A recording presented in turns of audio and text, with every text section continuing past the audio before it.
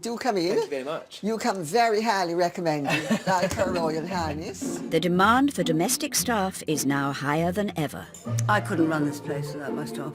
You know, just cleaning the windows here takes ages.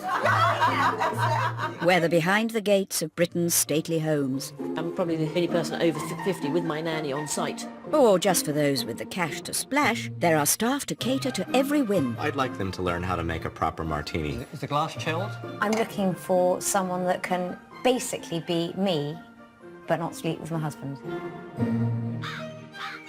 In this series, we follow the cream of society Kissy, kissy, boo, boo. in their search for the very best domestic help, The last handyman unfortunately left, but he took the lady of the house with him. as well as the candidates who dream of working for them. Fingers crossed. I got it. From the exacting interviews What are your recreational interests? Walking the dog around the Peak District. Dog walking.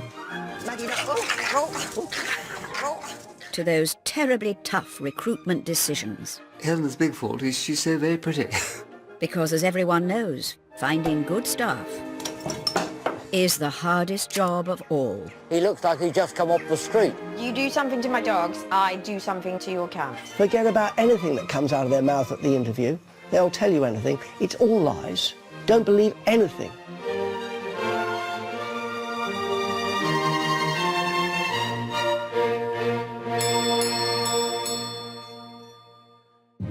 The Victorians knew a thing or two about domestic staff. In 1901, over 1.5 million people worked in service. During those glory days, one would find one's staff via word of mouth or publications, such as the Lady magazine. From day one, the classified advertisements were to the fore. In fact, if you look at the first edition, you'll see endless classified advertisements in the magazine. Hello, Jake. How do you do? Nice to meet you. Times may have changed, but happily, there's no substitute for looking a man in the eye over the interview table. Sit down here. How's that feel in there? It feels absolutely fine, to be honest. Struggling to find the staff this week is a baronet in search of someone worthy to polish his armory. How do you think that sword might be used? You just have to have the one hand sort of swing round and drag as you go past. That handle is not made for one hand, it's made for two hands. I want the job a lot. I really, really want it. A lady who requires a butler of absolute discretion. I've spent 7 years looking after the Prince of Wales and his family. So you really do come very highly recommended.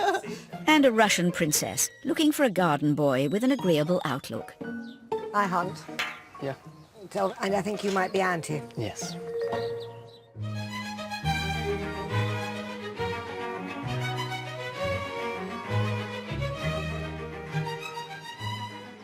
Provender House in Kent is a charming residence dating back to the 13th century, and its owner also lays claim to a rather impressive lineage. Introducing Her Imperial Highness Princess Olga Andrina Romanoff. That's my great-grandfather, Alexander III of Russia.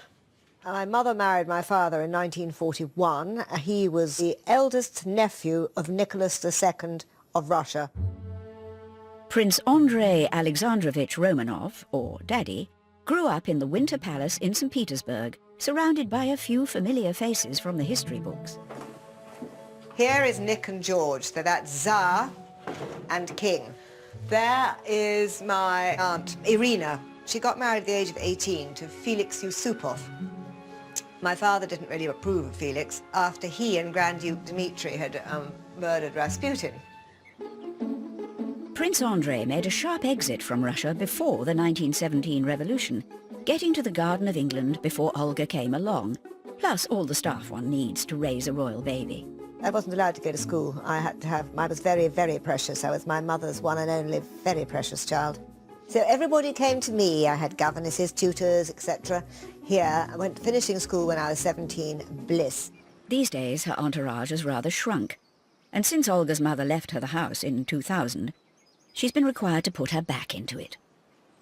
I naively thought we'd spend all the money on the house and do it up, and I hadn't taken into consideration, of course, you've got the upkeep of the thing, and it's something that's like a job. And as I've never really had a proper job, this is quite interesting as I'm 64. I find this quite interesting. Sometimes I wouldn't actually say the word interesting. Okay, everybody, we're going this way. To keep the coffers healthy, Olga is now under duress to open her house and gardens to the great British public. And please watch the steps down. She's also had to develop her skills as a tour guide. How ghastly. Yes, step and head. Well, your head will be all right. Here there are various family photographs. Living ones are at the back. All kind of look quite pissed. Now, this room is called the Oak Room. That is my mother. She posed for her portrait in this room in 1962. She said the only good thing about it was the bosom and put lipstick on her mouth. Anybody that comes to the house, they partly come to the house to look at the house because it's the 13th century, and partly to come and look at me. That is myself that wouldn't get off my pony age 7. They put me in the most revolting dress that I'd hate. You know, they come and they talk and they chat and occasionally they sort of touch. Not often. Money for the cards goes in here. The accountant likes me to keep them separate. Oh, thank you very much. Thank you very much for coming. I do this to keep the roof on. If I wasn't doing this, I'd be up to mischief. Because I'd prefer to be galloping around the countryside, to be honest. But anyway.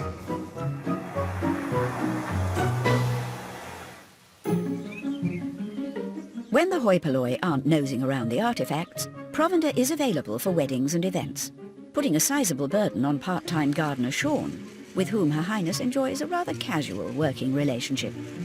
Sean! Coffee. Thanks very much. A big chunk of the magnolia's got to go. Some of that one's taking out. A lot. I mean, a big chunk. First thing to do is take out all dead wood up there. Just cut it without going through the rigmarole of crossing branches.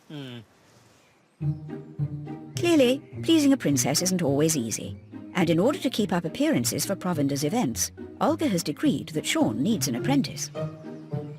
I'm hoping that a garden boy would be very user-friendly. They could do all the menial tasks that the gardener didn't want to do. I could be here every day of the week, really, to maintain the flower borders as they should be. We've all got to start from the ground up, haven't we? Yes. Eventually, I don't want the garden put back like it was in my grandmother's day. If it's clear with a brush hook and a strimmer, at least you can see then where the layout was. But I don't want that. No. I want something completely different. Right.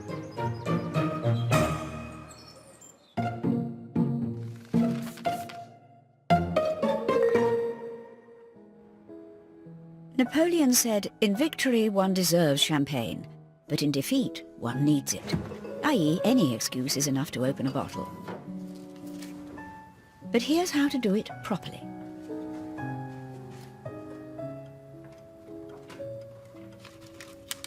Remove the foil and the cage. Then grip the cork firmly and gradually twist the base of the bottle. At the point where one feels the cork begin to yield, tense the arm to receive the pressure. Then perform a half-turn anti-clockwise, releasing the gas with a whisper. Wipe inside the lip to keep the bubbles back, and pour into a suitable receptacle, ready to quaff. Your champagne, sir.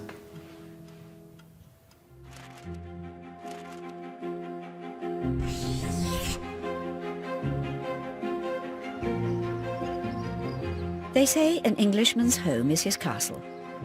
This only became the case for Sir Humhpry Wakefield in 1982, when he had the good fortune to find a wife with an estate. I've lived here for 30 years now, and I've simply loved it.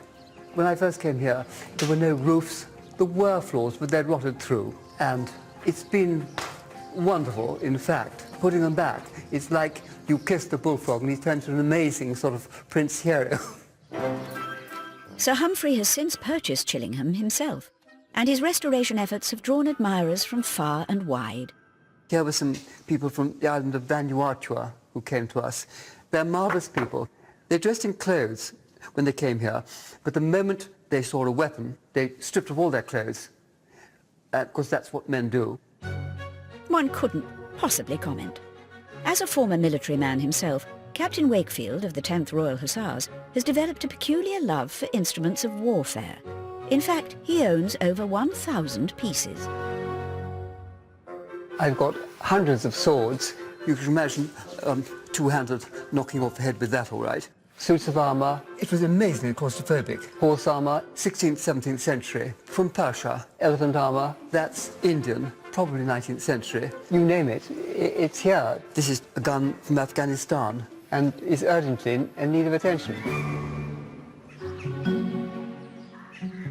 But as time marches on for 77-year-old Sir Humhpry, his collection is under threat from a mortal enemy. It's difficult to maintain arms and armour particularly because rust is a constant attack. So Sir Humhpry is on a noble quest for a liege to work 40 hours a week for the national minimum wage of £6.31 an hour. I expect loyalty to the castle, and I want them to give their life and soul to the castle. I'm looking for someone who will understand exactly what I'm telling them to do.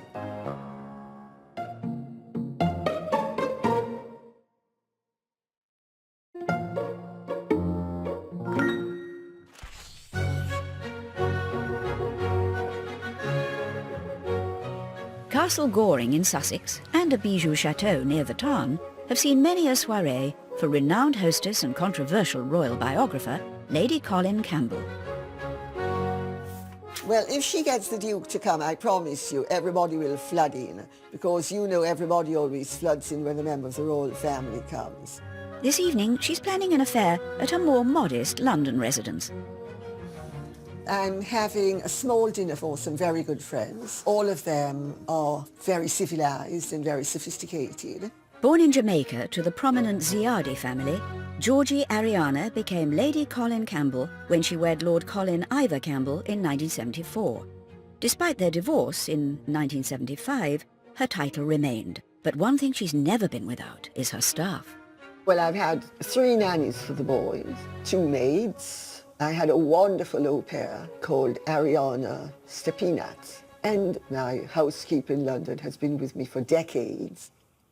This evening, Lady Colin desires some extra sparkle, so she's seeking a butler of distinction to help maintain her reputation. To me, the most important thing when looking to employ somebody is that they have a good character. As Heraclitus says, character is destiny. Hoping his character destines him for the job is freelance butler Grant Harold. Now, please do excuse the vulgar money talk, but an average butler's salary is £25,000 per annum. A very non-average butler can earn over £100,000. Our man Grant has been in the business for 17 years. I've been really lucky. I've worked for the 2 Dukes of Bedford, and then I went to work for the Prince of Wales and the Duchess of Cornwall. Until the 17th century, the butler's role was purely to look after his master's wine, but Grant is a very modern-day Jeeves. A butler does everything. Valeting, housekeeping, bit of nannying, chauffeuring, everything. Everything that happens in a domestic household, the butler sometimes has to be able to do. A good butler is very visible and very personable when he needs to be, and when he shouldn't be, he's completely invisible. Hoping he'll get the balance right, Grant arrives for his audience with her ladyship. Hello. Lovely to meet you. Lovely to meet you. You come very highly recommended, like Her Royal Highness. Oh, of course. So, Princess Katerina. Yeah. Lady Colin's chum, Her Royal Highness Princess Katerina of Yugoslavia, put in a good word for Grant. Rather neatly, she'll also be gracing the dinner with her presence. Can you tell me a little bit about yourself? I started off in Scotland working for 2 families. What were the families? Swashenbach and Humhprys. I'm friendly with the present Duchess, Louise, who was the next Marchioness. This is my ours. But Grant's service pedigree includes more than a Marchioness. The Prince of Wales was looking for a butler in his household. I spent 7 years looking after him and his family. So you really do come very highly recommended. Well, it's very kind you say. How many guests have you got coming? It's going to be 8 of us. Oh. Everybody's very relaxed. And it's a nice number. Yeah, 14 always assures a row. Yeah. I've noticed. But I have no doubt that everything's going to be absolutely superb tomorrow evening. Well, Grant, thank you so much for coming. You take good care. Bye. God bless. I think he's divine. And aside from coming highly recommended from Her Royal Highness, turns out he's worked for friends of mine.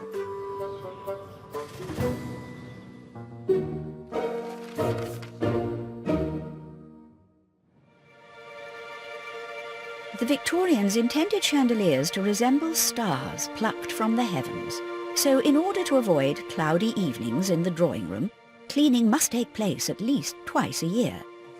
Create a solution of washing up liquid and white vinegar. Then add warm water. But remember, superfluous suds suppress sparkle.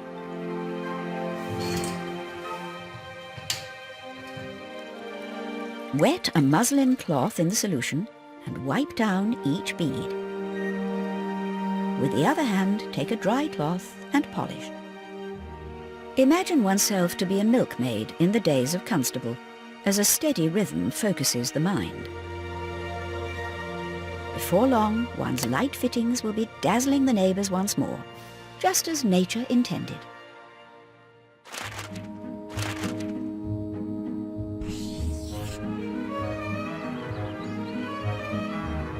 At Chillingham Castle in Northumberland, it's interview day for the role of armour polisher-in-chief. First in is Anthony Sewell. In Sir Humphry's book, he may need a short back and sides, but the look is all part of Anthony's passion. I study the methods and practices of how to use a sword, specifically the 15th century German styles of combat. From nearby Alnwick, 28-year-old Anthony is simply gaga about medieval swordsmanship. We generally use wooden ones for training. It'll still hurt if you get hit by one, but it's a little bit safer than being hit by steel. Combinations of single-handed, two hands, hand and dagger. Just take time, practice, judgment, and it works out pretty well. Sit down and we'll get on with life. Tell me, what makes you think you like this job? I'm very passionate about the medieval period. Yes. I actually study the historical texts on how to use the weapons, various fencing manuals. Who do you expect to use them against? It's no one specific, it's more of you do actually learn quite a bit of skills through there, such as timing. And what are you doing at the moment? At the moment I'm working at Alnwick Youth Hostel. Yes, wonderful. Mainly cleaning. Well done you, just getting down and doing something, which is just fantastic. Sir Humphry wants to test Anthony's mettle with one of his best blades. So how do you think that sword might be used?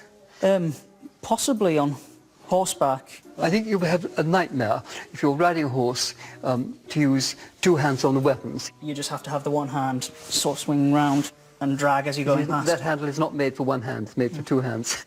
You have to be a big guy to draw that out with one great draw.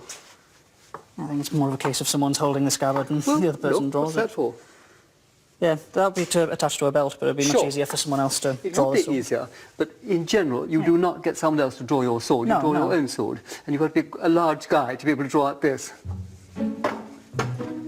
His reaction about the scabbard, I'm not quite sure what to make of that, really. Potentially confusion, maybe, or a little frustration. If one worked on that, with that metal polish. I want the job a lot. I really, really want it, because that was very enjoyable. I could learn quite a bit of information from him, and potentially likewise he could learn from me.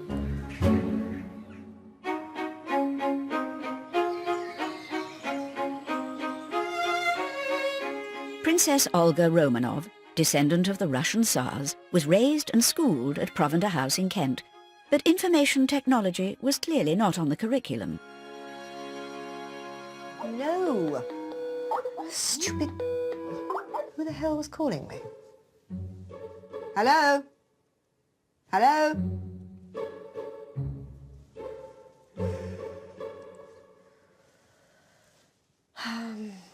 With a hefty 35 acres of estate to maintain, Olga's royal flora are in danger of wilting, so she's looking for somebody to fill a role that has an historic precedent. Well, my ideal hope for today would be to find a suitable person to be garden boy. Traditionally, the garden boy was really young, because in the old days you could leave school at 14. They learnt under the gardener. Of course, there was a full-time permanent gardener here. And my mother would ring up the local comprehensive and say, oh, you've got any suitable candidates? And that would be also for maids, both, you see. Looking like he was born for the role is the first candidate for Olga's assessment. 20-year-old Rhys Herbert was taken by the idea of earning £8 an hour. I'm studying English and environmental studies. I think I fancied a job outdoors after working in an office for quite a while, so I needed something a bit different.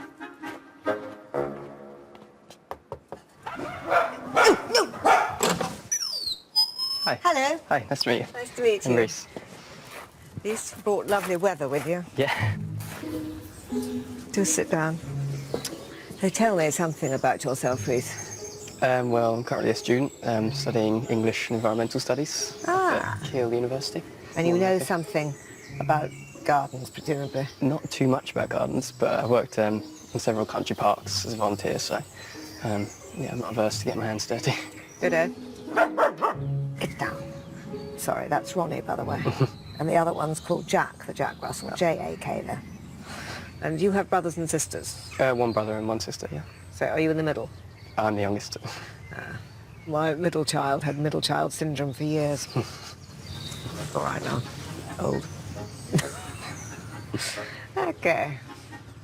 Yeah, I'm happy with that. She's very friendly. Seems like an interesting person. It's the first real interview I've had, to be honest, so quite nervous underneath the relaxed exterior. Rhys, I thought, was very sweet. He seemed very willing and quick on the uptake, and a delightful boy, so we'll see how it goes with the others. There's no hiding the fact that the next candidate struggles to fit the brief of garden boy. But Suzanne Stevens, whose age shall not be divulged here, thank you very much, can at least say she has some work experience. I've been looking for work for quite a while. I went to college a few years ago to do my RHS qualifications, and I want to put it into practice. Shut up! Shut up! No! Hello, I'm Suzanne. I'm Olga. Hi. Very nice to meet you. Where, beautiful. It's really nice the way you've got it. Oh, well, what I'm looking for is someone to come in and do the things that Sean doesn't have the time to do. It's a bit of weeding paths. Well, I'm quite happy with the weeding. I'm quite happy with the paths. I actually have problems with the weeds coming up through my driveway, so I'm often on my hands and knees clearing that. Can you dig? I can dig. I can even double dig if I need to, which is where you dig a trench and then you dig the next trench into the first trench. Very knowledgeable. Well, I've actually been gardening since I was literally old enough to hold a trowel. Yes, I can remember being quite interested when I was a child doing that sort of thing. But since I've had to do it, I absolutely hate it. Oh, that's a shame. I thought Suzanne was really lovely. She knew more about planting and gardens than most of the gardeners I've met in the past 20 years. She would tell me what to plant and when to do it. And then Sean could come along and kill it off. No, then he...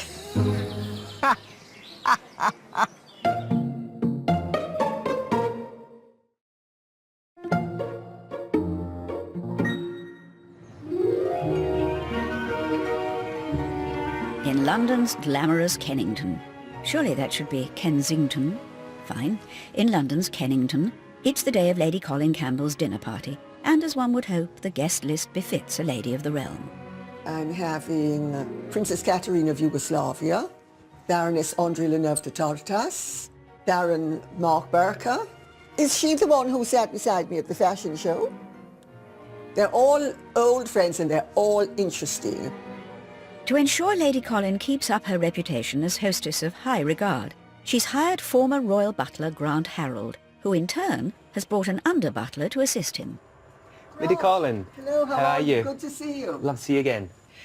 May I introduce Craig Ripley? Hi. Craig, this is Lady Colin. How do you do? Very well, thank you, yes. Do come in. Young whippersnapper Craig has travelled down from the Lake District to learn from his mentor.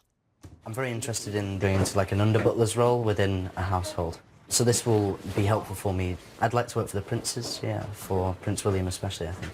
And to weave some magic with the cuisine, Lady Colin has brought in a chef for the evening. Rob, would you mind coming out?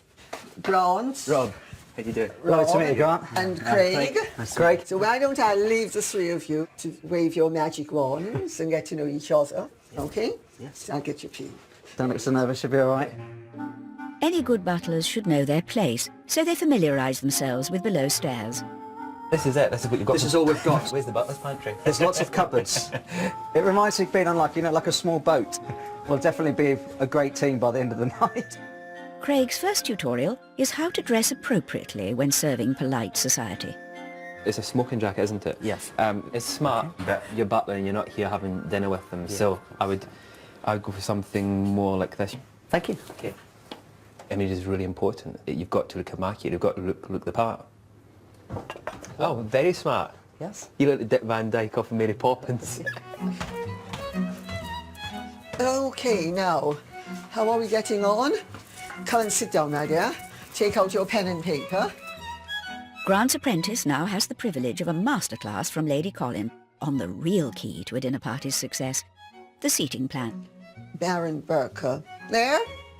John Rendell there. Woman, woman, woman, woman. Man, man, man, man. Yes. No. My lady, is there a set where you like your place settings laid up? Traditionally aristocratic, non-royal, continental style. I leave you guys. I'm now fleeing to do my ablution. Another essential piece of protocol for Craig to master is how to address nobility. Well, with a member of the royal family, it's just very simple, very quick, hands to the sides. For God's sake, don't curtsy to anybody. I've seen butlers do that. The guests here are VIP. There is a princess here, and also lord and ladies and 2 barons. So I wouldn't like to make any mistakes or pour wine on a guest or to spill food or knock a glass over.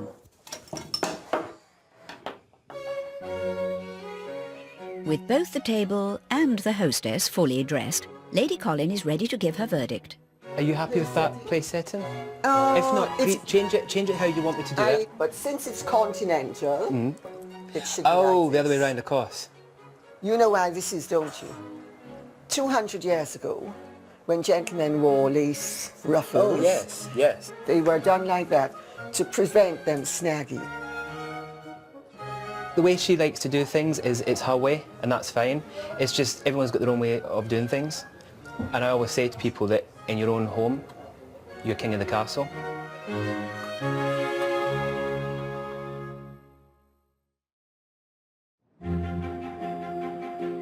At Sir Humphry's residence in Northumberland, the interviews continue. The Baronet is looking for a suitable young man, or woman, to work 40 hours a week applying the elbow grease on his armory. It's quite a learning curve. They're not being attacked by an enemy, but they mustn't get bored, and they must love what they're doing. He's met one long-haired potential polisher already, but making her way across the courtyard is Helena Dickinson, 24 years young, terribly pretty, and studying to be an occupational therapist at Newcastle University. At school, I failed history, so let's hope Sir Humphry doesn't quiz me with some historical questions. Hello. Good to see you. I'm Helena. Good. Hi. Helena. Sit down and we'll snap out a few you. questions at you. My plan of attack to get the job is to smile sweetly. You like using your hands? We were born with them, so might You were as well born put with them to Well, a lot put of them people to born good with them. use. A lot of people were born with them. Sit on them. Absolutely. I mean, getting your hands dirty, that's fine, is Yeah. it? I'm used to polishing the fireplace when I was little. Yes. To helping with the lambing. Do you like history? History was never really my cup of tea. You can learn history from a book if you want, Yeah. but you learn history from living in a place like this. Of course now Sir Humphry wants to see Helena's fair hands at work. I'm nervous now. Yes, we all bound to be. Quite, you should be too. Better put the top on that in case it spills over. I can be quite clumsy, so that's a good point. The sword you're working on now, Yeah. it's really an executioner's sword, I'm ashamed to say. Oh, thank you. Helena's big fault is she's so very pretty. You have her working away in a room and you can bet your bottom dollar there'll be hordes of people around her. But no, she's a charming girl and could do the job very well indeed.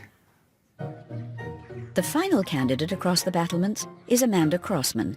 Since her father used to tend to the estate's livestock, she already has 1 foot in the castle's door. Well. Sit down here. Thank you very much. I'm rather nervous about this interview, to be honest. Wonderful. This is the first interview I've had in about 10 years. Your parents have been great friends for a long time and your wonderful father was marvellous. So you're very welcome here. Thank you very much. Cleaning things you're happy with. Yeah.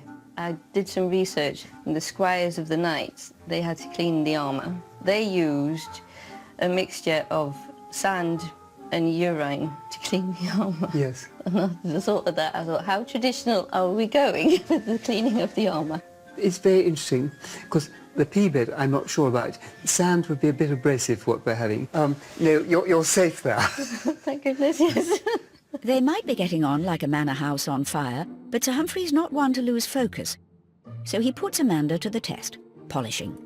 No, I think that's coming on very well. And climbing. Does that look right? Yes, it looks very good. Yeah, well, the job will be a challenge. I want to see what I can do.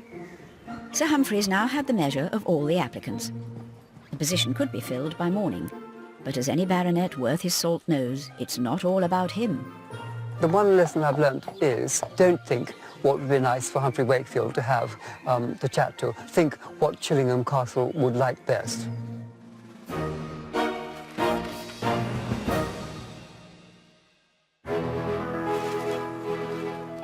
Throughout the day, one's newspaper can become thumbed and crumpled and creased, often depending on what was written and how much the reader agrees with it. It may be necessary for one to revive the broadsheet. Protect the pantry table and switch the iron to its lowest setting. Press the front page, working from top to bottom, then turn over. There is no need to iron the intervening pages, as the heat will have already pressed them. Fold the paper into 3, so only the title and the main headline are visible. Then return to the drawing room.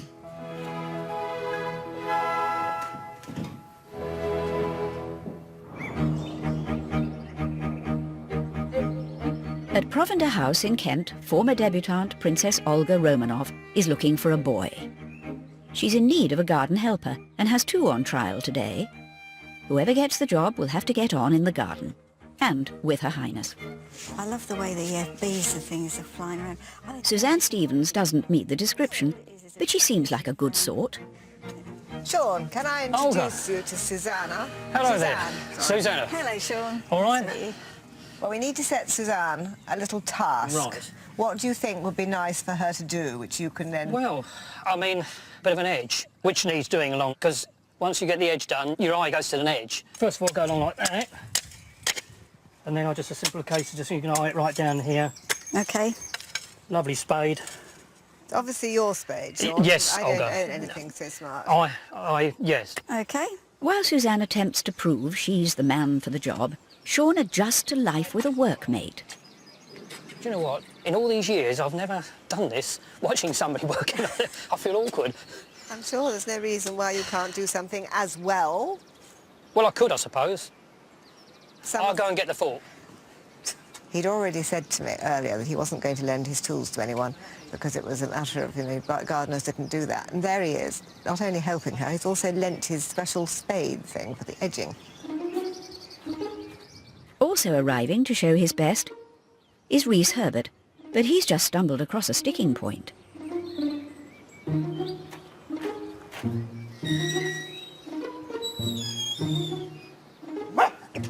Just Trying if I can have a word. tell me what it is.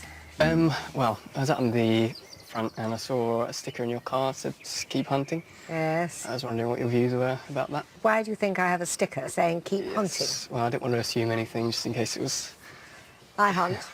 Yeah. And I think you might be anti. Yes. Yeah, I hunt, I shoot, and we have the shooting lunches here. Yes, and most of my friends hunt too. Okay. So that kind of, I guess, will mean that you do not want to work for me. No, it's not something I agree with, and Okay. I don't think I could work here Fair enough. knowing that you did that. So it's good of you to tell me anyway. Yeah, well, I'm glad I saw it now. I could have lied about the car, but that would be pointless because I'm quite proud of it, so... Each their own. I've got my opinions too, so... Yeah, quite. I'll have to remove myself from the candidacy, All I'm right, afraid. well, thank you for telling me. Yeah. Anyway. Thank you. Goodbye. Thanks.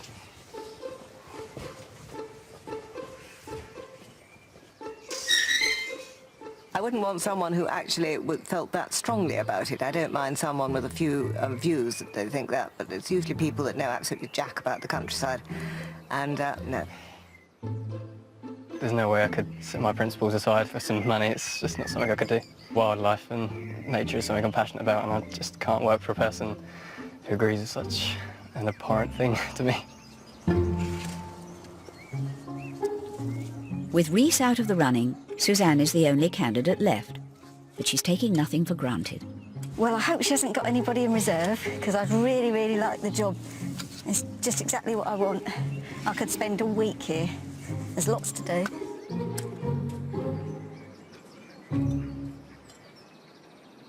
So what do you think of Suzanne? Fantastic. Very impressed. She She's doing seems all right, really yes. efficient Yes. and nice. Yes. And you think it'd be a good idea if I offered her the job? Definitely. Great. Definitely. Okay. Good. Good.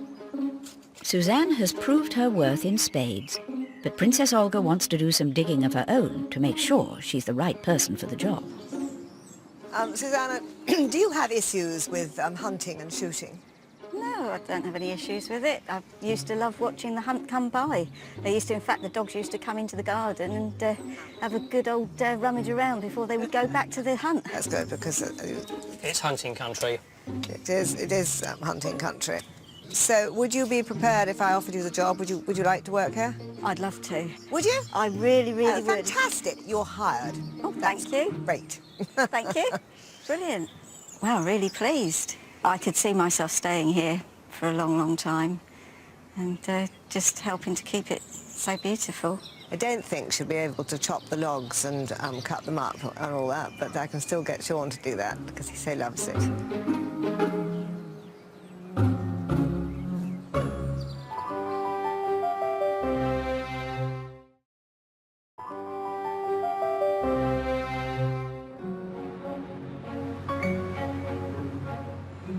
In central London, socialite Lady Colin Campbell is holding a supper party for 7 of her friends. Everybody, where's that glass of champagne? I've put it down somewhere. Attending to the guests are former royal butler Grant Harold, chef Robert Kennedy, and first-time butler Craig Ripley. Everybody in life needs to remember what their role in life is. They're there to serve, and I'm there to be a hostess. The duty of announcing the first course to the party falls to the novice. The starter is baked cod with coconut and pickles. But with all good dinner parties, the food should play second fiddle to the conversation. So Baron Burke introduces the timely topic of how so-called new money handle their staff. You'll find that in nouveau riche homes, they generally treat their staff not very well. I've seen it. I mean, I've been at dinner with people where I absolutely wanted to crawl under the table. Their whole game is, oh, look how important I am. Clicking our fingers and shouting at the staff. You'll find people who come from good families, the better educated the employer, the more he's considerate to his staff. Below stairs, Lady Colin's help are busy trying to win over her guests' affections. Spring lamb with neck fillet and butternut puree, okay? An integral part of civilised living is everybody drifts along as if they're a swan while they're busy paddling underwater. Always armed with a good yarn, Lady Colin's publisher, David Hornsby, has his own stories on staff of the less loyal variety. I remember we had a cook who definitely had a revolver. There was the nanny who stole the biscuits in the middle of the night, so my father had to come and sleep in my bed to catch her. Talking about theft, the trick that staff always do, and it seems to be uniform, is they hide the item that they eventually want to steal, and if no one has made any comment about it for about 6 months, then they think it's safe and they'll take it away.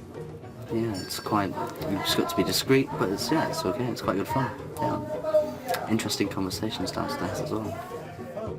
Discretion is very important with anybody who's going to be serving. And in fact, I always, with my newest staff, have confidentiality agreements because you just can't be too sure. So one of the children's nannies, she ran up a £2,000 phone bill. I had a woman who was helping in the house, right, and she arrived with a suitcase. When she left in a van. She left in a van. Pudding is served, accompanied by a round of compliments for the great British butler. I've never met a rude butler when I stop to think of it. A butler should be what a gentleman should be. A butler should be emotionally on the same level. In other words, kind and considerate, which is what a gentleman should be. Yeah, refined and courteous. Yes. Young novice Craig might not be the finished article, but he certainly passed muster tonight. I thought you'd done really well, Craig. I was impressed. No, you kept it calm and you were just natural. Well done, mate. Yeah, cheers. Craig's done a fantastic job, and you know, it's been a success. It's definitely a success, and you know that because you just have to look at Lady Colin, you're just smiling and enjoying herself, and that's the secret. For the hostess, it's another successful soiree and staffing appointment. I couldn't have chosen better if I say so myself. Okay, darling, Craig is an absolute sweetie pie. Kissy, kissy, boo-boos. I'm in a good mood now. I feel 37.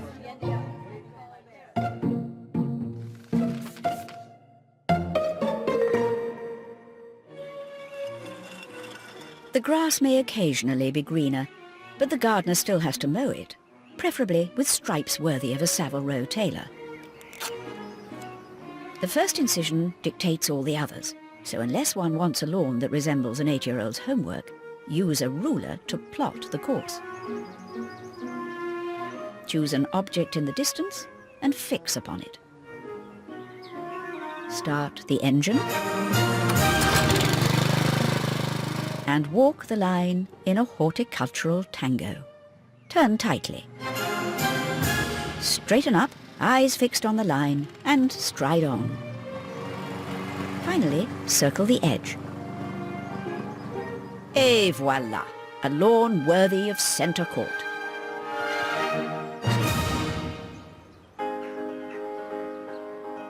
In Northumberland, Sir Humhpry Wakefield is on the verge of employing a suitable squire or squiress to tend to his weaponry.